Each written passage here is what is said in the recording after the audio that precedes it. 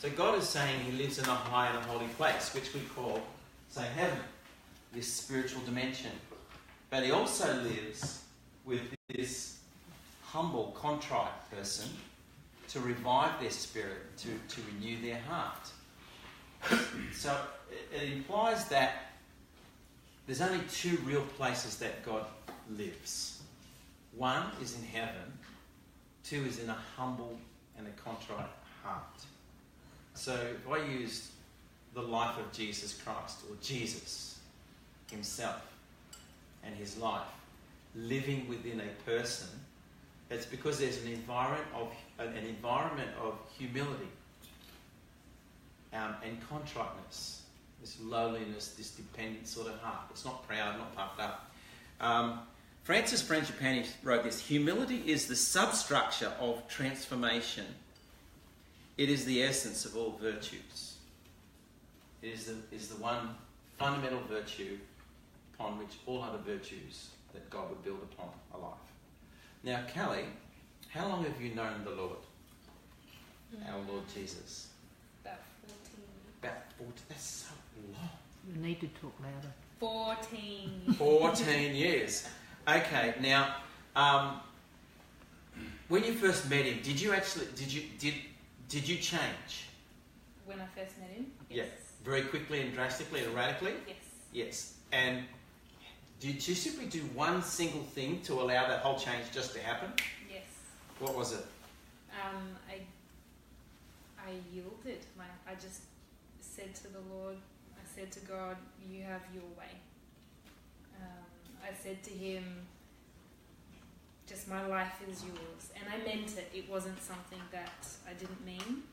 I genuinely knew that if I kept living my life as like Callie is on the throne of her life, then I would stuff it up majorly.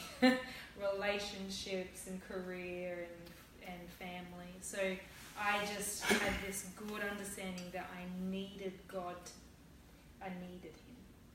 Yeah. Okay. So now, did you just have to do that once and that's great? I mean, do that once and that once was enough? Or did you find he kept teaching you this? Or could you pull out one little classic instance of what it's like on the inside of your heart and your head to actually go through this step of walking humility as God teaches you? Yeah. So, can I put it this way? No, my way.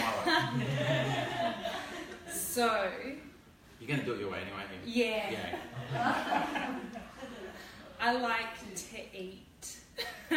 I love food. Yeah, but you don't put any weight on, do you? Well, no, I exercise. I love food, but I know that I cannot survive today on yesterday's food. So people are often amazed, like, you ate a whole horse yesterday, you're eating a whole cow today, like, what is going on? It's because I use up that energy. But I can't survive on what happened yesterday.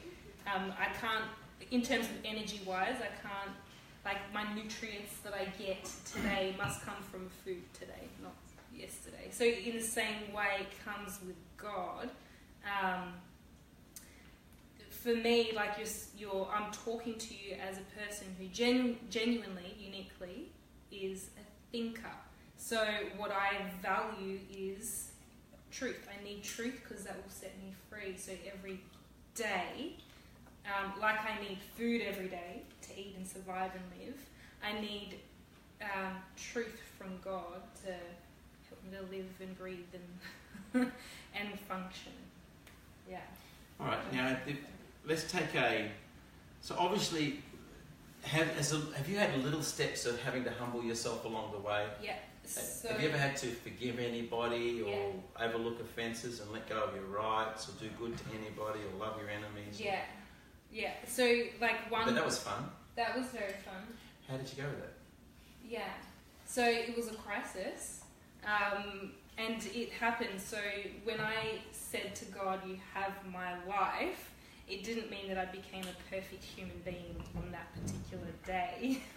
In terms of behaviour-wise and action-wise, I'm still got the same mind and experiences. So when I currently experience problems or issues or failures, or which I still can and do. Like one, for example, I was working from like 9 till 9, 6 days a week. Like that is failure for a lot of people. That's like, oh my gosh, that's burnout. That's where do you have time for social stuff, and where do you have time for family? I didn't.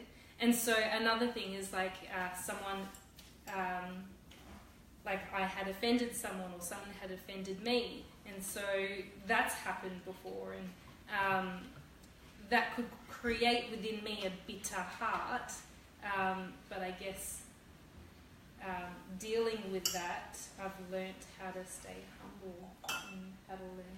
Okay, let's just roll back to the most recent event where someone hurt you. Yeah. And they offended you, and it was a very deep wound. Yeah. What did you do with it? So obviously I didn't feel like nothing at all. I had a lot of emotions, a lot of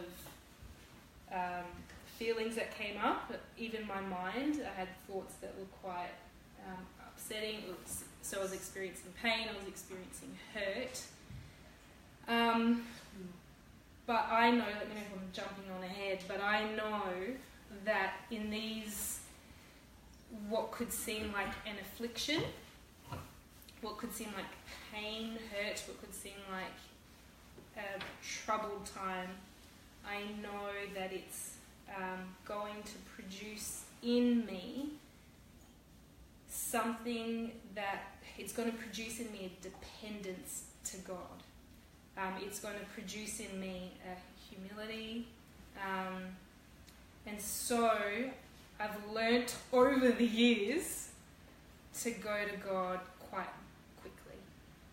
Yeah. So we presented with a choice, a classic choice of having to hang on to an offence or just let it go. Did it feel like the same sort of choice you first made to let go to the Lord? Yeah. It did. So do you find like those, how often do those choices realistically come to you? Big ways and little ways and medium ways in a week? To be honest? Yeah. No. Yeah. I prefer to lie. Some things, there are seasons. So it comes up, and then I can then go to God and just, a month later, let's say, that same problem can come up. But other things, it's daily. Daily. Yeah. So every day is at work in your life, presenting you with situations to give over to Him. Yeah. Walk with Him. Like early in the morning. Okay. Yeah. You or Him. Yeah. Yeah. Those conversations, like me or God. So like me being that person with like a heart that doesn't want to do it God's way, that wakes up in the morning. And so quite early in the morning, it's like, God, help me place this in your care, in your protection. This thing, this issue, this is, in a sense, your responsibility now. But I'm actually willingly giving it over to Him, and happy that He will make do with it in His way. I'm not sweeping it under the carpet, but I'm making that decision that this is going to be under your care and your protection. Yeah. Early. Okay, so I just want you to see a real person in here being made safe for God's glory. And God's daily teaching them to walk in humility and dependence upon Him. And He's trying, and when they give up, did you experience a wonderful transformation when the first time you gave over to God? Yeah. What did it produce in you? Did it produce a softness? Yeah. A love for Him that you never had? A reality with Him that you never had? Absolutely, yeah. Okay, and a hunger to obey? Yeah. And a soft-heartedness, receptivity, a heart of devotion? And was it sort of this hunger not to leave Him but to stay really, really close? And was there a genuine presence of Him within your own life, within your own heart? Yeah. and did a lot of beautiful things start to come into your heart and into your life from that. And it was one single choice. Now, has he continually trained you and taught you to continually choose that as if it's a perpetual thing? Yeah. He has. Yeah. Does it keep In the working? same way. Does it keep working? Yeah, it so does. It does. It keeps working. Yeah. Now, Kelly may not know the future that God has planned for her, but God does. But he's still training her in righteousness to be a daughter of the King, because she is going to rule and reign with him in future ages. And it's no small calling. And what he wants to work in her are the very things that he's going to glorify. God cannot glorify. God won't own something that's not originating from him. True or false? Mm. God will not glorify something that he's opposed to and wants to destroy. Yeah. God will not support things that are destroying you. But his own beauty, working his own beauty in Callie, is the very material that he's going to glorify when he raises her up immortal into a new age. This might sound like crazy sci-fi stuff. Either the Bible's right or it's wrong. Either it's all right or it's all wrong. And this is what it's saying. This is the future, not of all mankind. It's split right down the middle, just like the angels were. You've got to make that choice yourself. Like I said, he's bound everybody over to disobedience so that he can give each person mercy. She took it. And so God will live in a humble and a contrite heart as he does in heaven. But eventually he's going to bring the two together. So it's beautiful. You have a beautiful future. I do. You do. So realistic. You get this, you don't have a problem on the earth. You just have opportunities. Yeah. Yeah, now getting that into our head is good, eh? Thank you. That was Exhibit A. Now, Exhibit B is Melody. Melody, we'll get you up now. And I just want to look at Mel and expand her life out a little bit and pluck out like genuine situations. So, Melody, you made the same sort of original. How long have you known the Lord now? 4.5 years. 4.5 years. Okay. Now, what did you do that began all of that for you? Similar to Callie, came to a point where I realized that I was the one who was saying, no, God, and I was the one fighting, saying no. God showed me this and I didn't realize it before, and then I just said, I'm done, I'm finished, no more fighting, you have me, you have my life, I'm yours now, I'm finished with that way of life. Now, were you a fully together person, very successful in life and just cranking along quite happily at that point? I was so successful. No, I wasn't. So I was a really shattered person. I was very good at looking fine, but on the inside I was experiencing a lot of mess on the inside. So I was very shattered, coming from just a very difficult background.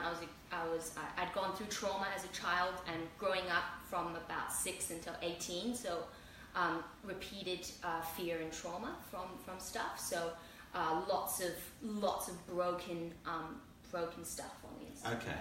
So you just made a simple choice to really hand yourself over, but it was real. Yeah, for sure. Now, did you change? Yeah, it was so good.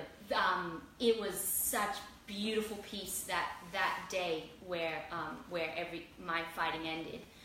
Such a beautiful peace. Before, I wasn't thinking about God, didn't want him, didn't care about him. You know, the next day I'm at the bus stop and I'm just thinking about God, I'm thinking about Jesus, and I thought, I just want to follow God.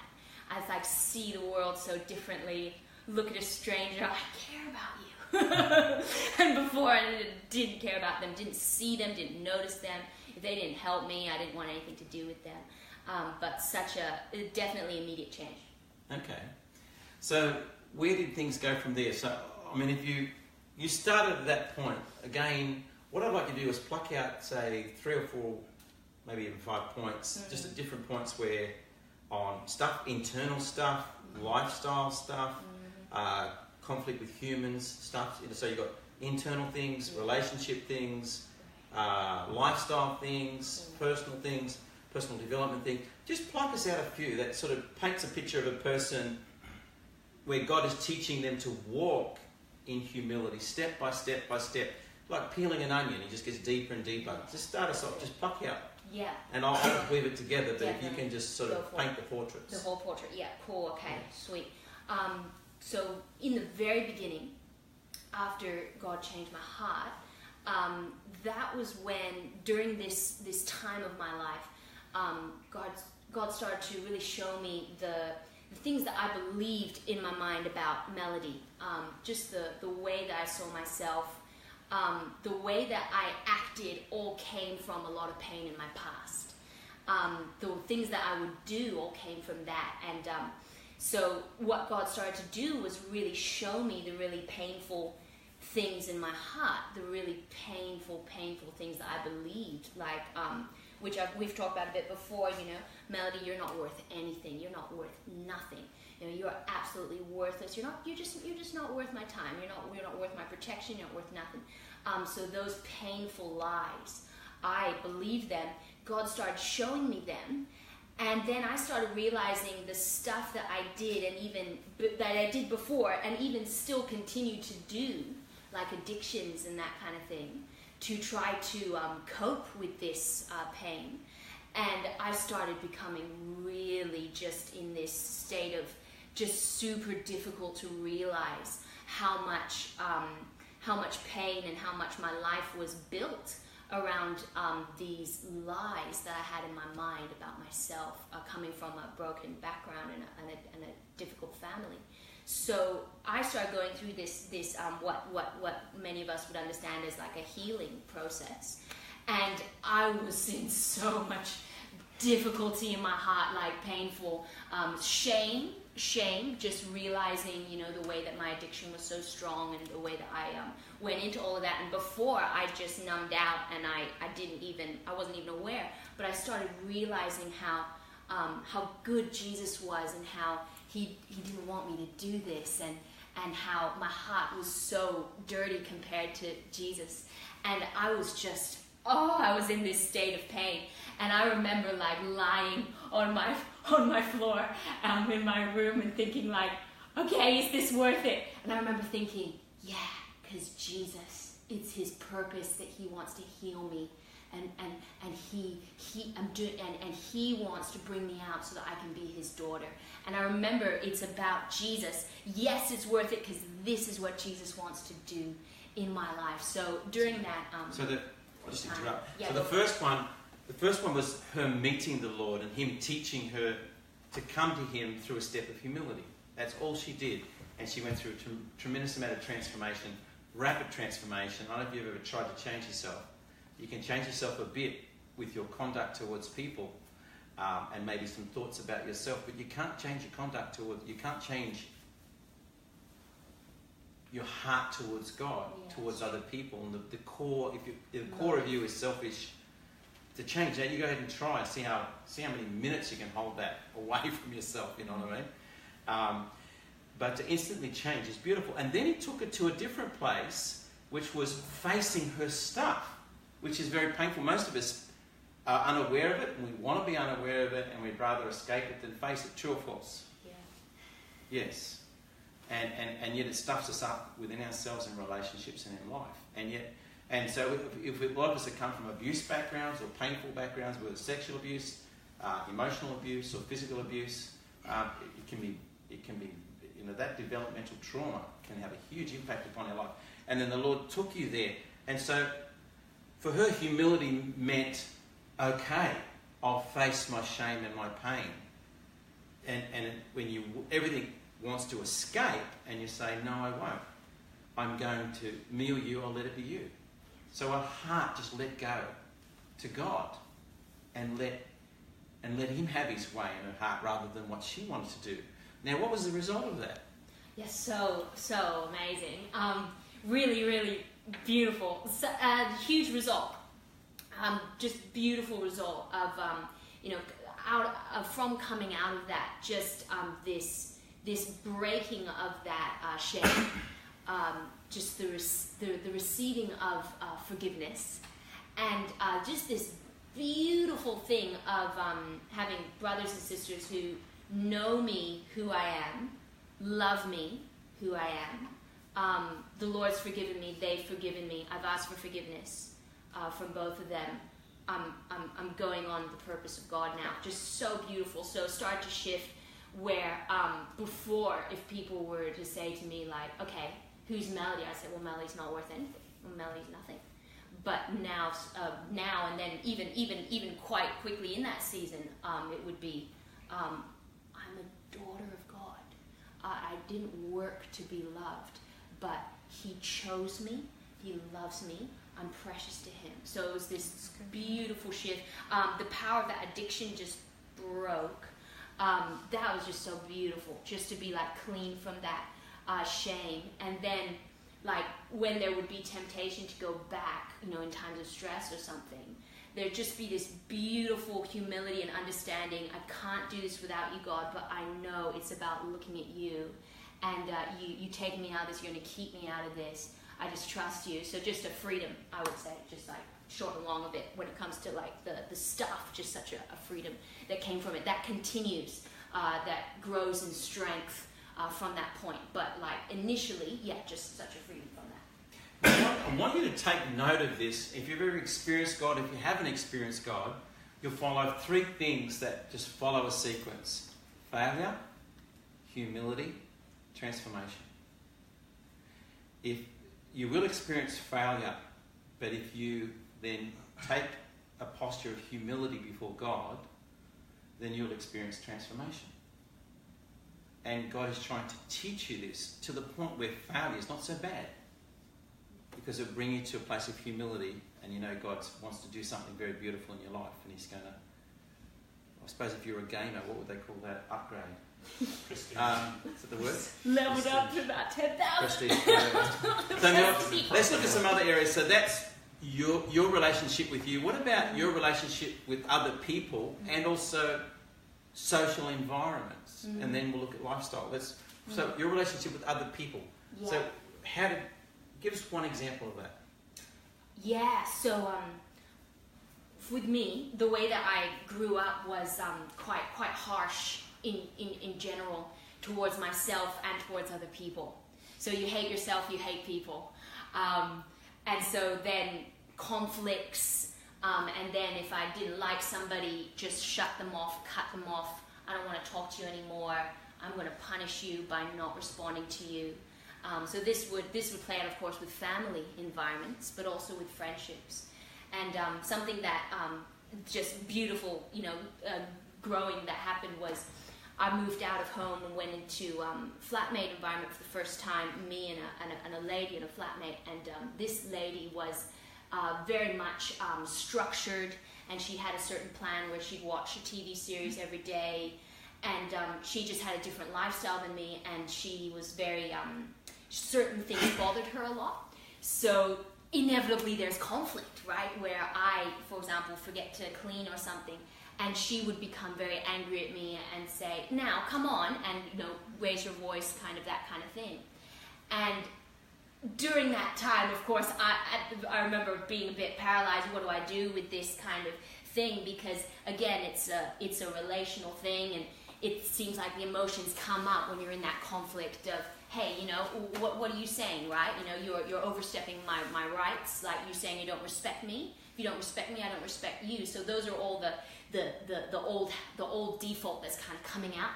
And I remember just like not saying anything and being like, oh, okay, after like a conflict we had. And then walking to the train to go to uni, and just like this turmoil in my mind, like I just want to give her this silent treatment. I don't want to talk to her. And just all these harsh criticisms toward her. And I remember the Lord just showing me. I remember being like, Lord, what do you want me to do? And I remember the Lord saying, like, love Kayleen. Bless Kayleen when she curses you. Like, love her. And love your enemies. Who's your enemy in this situation? Your feeling is Kayleen. Love Kayleen. And I remember like, oh God, Like, the last thing I want to do. Like, this is one of those days where I want to ignore the Bible. Do you know what I mean? Like, I just, like, it just was really tough. And I remember, like, Lord, like, what do I do in this situation? I remember the struggle. And I remember, like, Lord, like, at the end of the day, I just want to follow you. Okay, I'm going to do this because you say to do it, not because Kayleen deserves it, because you say to do it. And so I remember just saying, just purely because Jesus says to do this, I'm going to do this.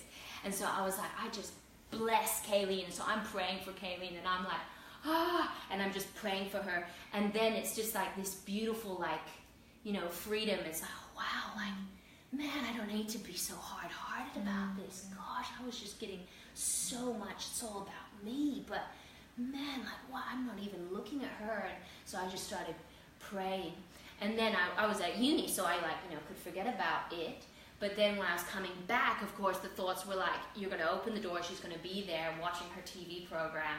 How are you going to talk to her? And I'm like, oh, Lord, I need you so much. I don't have it in me. Lord, I need you. And I'm like, Lord, it's got to be real. Like, I've got to have this in my home. I've got to have this with people, otherwise I don't have it. So I get home and I'm like, open the door, and I'm like, hey, how are you going? Did you have a good day? Like, I was just like so, like, I just want to talk to you because the Lord wants me to love you. And she was like, yeah, I had a good day. And for me, like, I remember thinking, this is about Jesus. Like, at the end of the day, like, it's not really about Kayleen, it's about Jesus, and I just want to follow him. And I remember later, I think it was like 2 weeks later, I had Paul and Ross come over to the house, and I was like, the stuff we talk about, it actually works. Like, I have so much freedom. This actually works. Like, I'm totally free. She can say anything she wants to me, and I just become more like Jesus. Like, this is the best. So that was like one example, like, of a flatmate. Of course, there's other, like, social stuff too. When you hands up those, if there were 30 people already in this room, and you are 5 meters from the door, you experience medium level trauma. Put your hand up. There's more than that. Are you saying if you don't know them? Yeah, if you don't know them, if there's a whole bunch of people and you think, I don't know these people, and you're walking in and you're really stressed because you're just like, I don't feel comfortable here, I don't know this, I could be rejected, all these people, what's going on, who are they, you know what I mean? Anyone ever experienced that? Some people do. High level thinkers do, a lot of people do. Some people don't. I'm quite oblivious. You know, other people are free. But Mel, where are you on the scale with this? Yes. You're like the other end, right? Yeah, okay. So much more than less. So when I would come into a room, I would tense up, really nervous. I would really want somebody to come and give me a hug and kind of, you know, get me relaxed. You know, to feel more comfortable that I'm with somebody, I can talk to somebody here accepts me. Because if you come up to me and you give me a hug, hey, how are you going to start having a conversation, I know you accept me.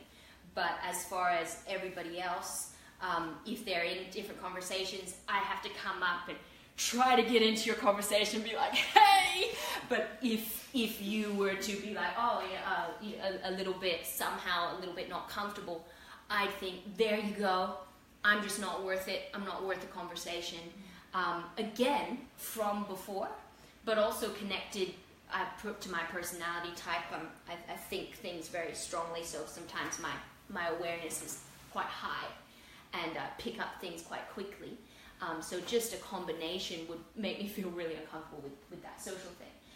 So then when the Lord started showing me this stuff, of course, the first thing that I think is, well, there you go, there's another thing wrong with me. I'm just always going to be awkward. Like, this is going to be so bad. Like, you know, I should just give up now. And it came to a point where I think it was, it was about 2 years ago that it kind of went to a really high point because we went to a really difficult point because we went to a camp. There was a lot of people, so I just got really stressed out socially.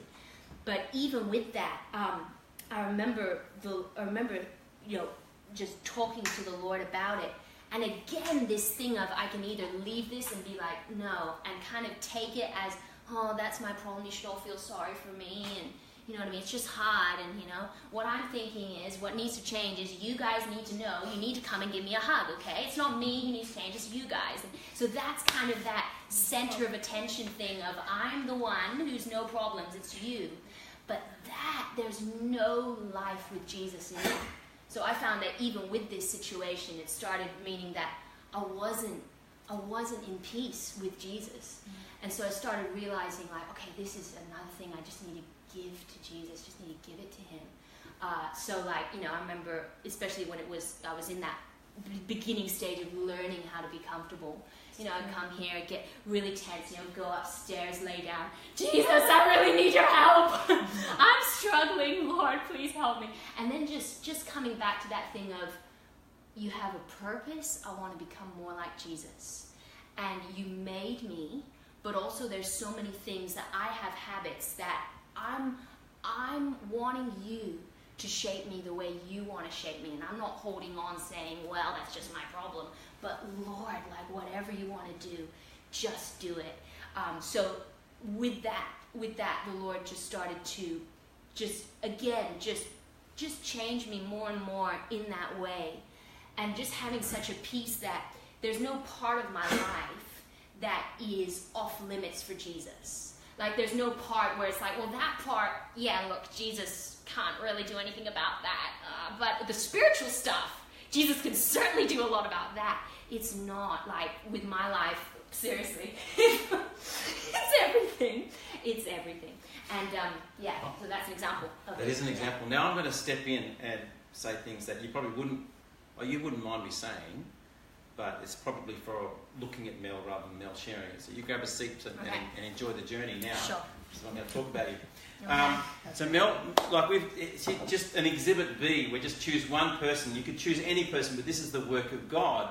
So he doesn't want to give out tickets to heaven. He wants to conform people to Christ. He wants to create godliness in people because he has eternal plans for them. But he needs cooperation. If you're going to be one of those, he needs cooperation. And it helps you to know his purposes are good, and they're loving, and they're high, and they're fantastic. And you're pretty dumb if you don't get on board, pretty smart if you do. But you can't do it for false motives. It's got to be genuine humility. So we've watched Mel for 4.5 years, and we've watched her grow quite consistently for someone who's walked with the Lord for 4.5 years, quite consistently, and not really stopped and plateaued for a long time.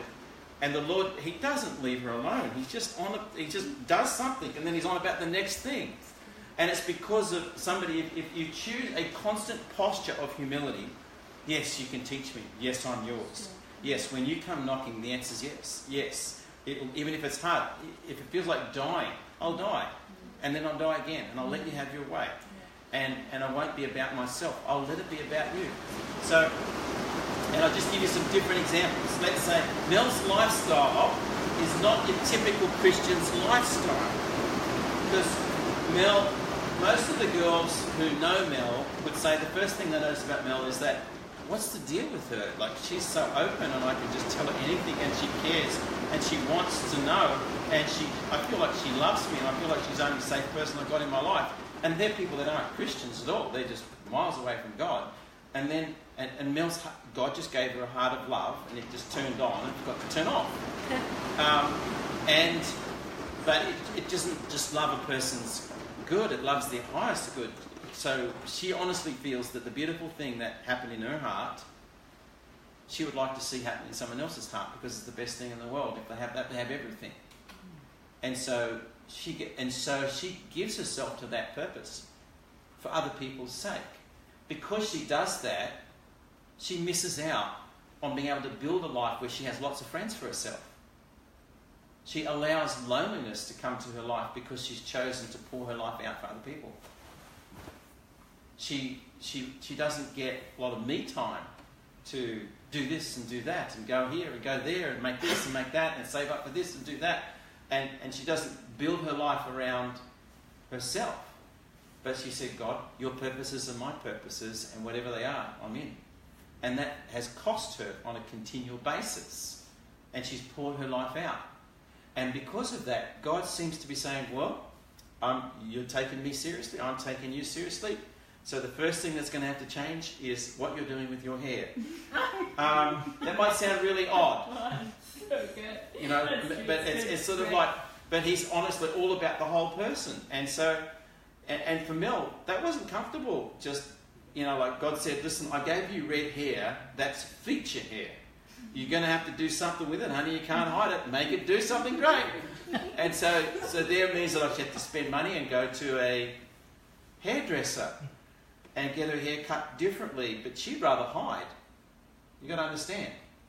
For her, that was obedience. For her, that wasn't pleasant. For her, that was, I can be the centre of attention. No, don't look my way. You know. So she had to face stuff, and then she went there and said, "That's pretty good. Okay, next time, change it up. Keep changing it." Yes, your clothes. We're going to do something with your clothes. And so all of a sudden, Mel would have Christian women. It's not directly God; it was through people. Yeah, well, that was about to say that. Then all of a sudden, it was God, because then all of a sudden, all these people would come to Mel, your clothes. I just feel from God to take you shopping. And then the next person, Mel, your clothes. I just feel from God to take you shopping. And there's all these people lined up. And then the next thing was, Mel, I just feel from God that it's time to teach you how to wear makeup. You know what I mean? And next, you know what I mean? What's the deal with this? You know, like, it was so, we're sitting back in this back stall saying, it was God. It was full on God. It was not circumstance. It was like 2 or 3, bang, bang, bang. 2 or 3, bang, bang, bang. 2 or 3, bang, bang, bang. God was sort of making sure, I want you to know this is me, and I want you to go with this. Because Mel would think, this is what's worldly junk. I'm not going to makeup's of the devil. You know what I mean? Like, it's sort of like, whatever, you know. It's sort of like, I'm not meant to look good. I'm meant to look ugly. Christians are meant to look ugly. No. You know what I mean? It's like, you know, it's like, God says, no, I made you beautiful. And thank you very much. I'll have what I want. And so, yes, God. Then all of a sudden, then there was this time, anyone that's been stuck in trauma has some major coping mechanisms. And for most people, the more pain they have, the more they would use one major coping mechanism without even knowing it. What's that one called? Idolatry. No, self-pity. Oh, yeah. Self-pity. Just feeding off the pain, or escaping through numbing yourself out, or escaping into fantasy, or just putting yourself in a place of deserving of condolences. But whatever, however, if you're not familiar with it, it's very, very powerful. And we saw the Lord absolutely hammer you on this one. Mm-hmm. And how did you respond? Yeah, like when I realized it, like I could go do the whole story if you like. Well, basically, come to the point of just turning around and saying, you had a single choice. You could go one way or another. Yeah. To be confronted by something that was like, oh boy, you know what I mean? So painful, but so shameful, but what am I going to do? Yeah. Like either obey the Lord about it, or harden up, and actually manipulate you in roles, and be like, if you bring this up again, do you even care about me? Come on, we don't have to talk about that. Let's talk about something else. Stay right in it. Yeah, stay right in it, protect it. Yep. Or obey the Lord and like let it be exposed. Let the Lord just completely reveal it, smash it, and like just ask Him to get rid of it. And that was a single choice, wasn't it? Pursue until it's completely gone. Yeah. Mm. And did it snap? Was it really fast? Yeah, like within a day? Yeah. Well, the initial realization was so amazing. That was like in the beginning of the year, and so realized it, became aware of it, and then it was later on the year that I was in this self-pity again, and then it was like, I know what this is. I know it. You know what I mean? I'm not ignorant. It's been revealed to me one time before. This is the second time I'm really getting into this. And so then it was like, Lord, I just completely repent of this. I don't want this. And it felt like a death to realize it, because it's just giving up that, you know, I'm the one who deserves to be pitied, you know, just giving that up, you know, Lord, I just worship you. You're so good. How can I say, oh, everyone should pity me? No, like, you're the best. You know, you're so wonderful. And so that's when it just snapped. Because it was the second time, and I knew what was going on. And then it was like this, you know, choice. Are you going to obey the Lord in this, or are you just going to continue in your way? And that same sweet powerful, ease in life, grace that changed you so quickly? Did it just kick in hard and strong, like straight into the vein, so to speak? It's bad terminology maybe, but do you know what I mean? Like, yeah, straight to the vein. Yeah, no, it's good. Yeah, so, no, spot on. I remember thinking, wow, this is life, this is it. Yeah. Like, this is it. So God gives I love grace this to the life. humble. Yeah. So God gives grace, this beautiful change, to the humble, but opposes the proud. God will only live in one place. God will, if you've come to the Lord, if you come back to the Lord, then it's a matter of learning to walk with the Lord and Him training you in godliness, and that's through humility and teaching you humility. And the reason He's doing it is He has something very, very beautiful for you. In 2 Corinthians chapter 4, verse 17, it says that our light and our momentary troubles are achieving for us an eternal glory that far outweighs them all. In Romans 8, it says, verse 18, it says, I do not consider that our present sufferings are worth comparing with the future glory that will be revealed in us. Jesus said, store up for yourselves treasures in heaven. James says that whenever you consider it pure joy, my brethren, when you face trials of various kinds. Peter says that we basically rejoice with an exceeding joy, even though for now we have to face various trials because they have come to perfect our own character. John said, he who has this hope of what God intends to do will purify himself. He'll cooperate with God and let this beautiful thing happen. The purpose of life is to prepare you for eternity, but God has a process. And He breaks it down into daily compartments with events that happen in your day and presents you with choices and opportunities. Even for some of you, if you do not know the Lord, God brought you here. He showed you people who have been completely transformed by God, dealing with their very core issues, and they made one single choice, and they were changed instantly by making that single choice. And every time they kept making that choice, they incrementally did a jump where there was deeper change, deeper character growth, becoming more and more like God. And you think, well, I'm not even there yet. Well, why did God bring you here? Wasn't it so that He says, if you make that choice, if you've experienced, and if God's brought you here, was there a recent failure? And God says, now there's been a recent failure, now I'm teaching you.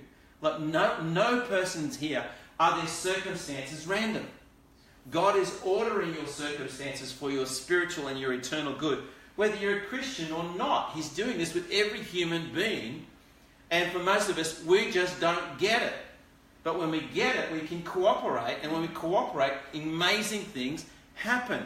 And that's how to walk with Him. And we can walk with Him daily. And if you get that, and you discover that God has ordered your present circumstances, today and tomorrow, for your spiritual and eternal good, failure is not your enemy if you combine it with humility. There'll be transformation. I don't know if you get that, but if you get it, you can't lose. If you make conformity to Christ your goal in life, you can't lose. The worst thing that can happen is the very thing that will change you the most. And if that's the case, when you are presented with opportunities where your rights are being violated, you're being overlooked, you're being ignored, you're being rejected, you're being talked about, gossiped, slandered about, thought of wrongly, do you fight it? Do you waste the opportunity to be eternally changed and made ready for something that is so great? The only way that your light and momentary troubles will achieve for you an eternal glory is if you cooperate with it with humility. Absolutely. Otherwise, it will do nothing for you. It will destroy you. Yeah. So if you've got a wicked world that's going to destroy you and God says, I've got a way to overcome it, Christian or not, you don't have to take it. You're an idiot because you love pain and you love your own destruction. And you are fully responsible for it because you are choosing it when there's a God that says an alternative. Yes. Figure it. And that's for every single one of us when we want to go into self-pity. We think we know better. We make foolish choices. We know better than God. And we just get willful and stubborn.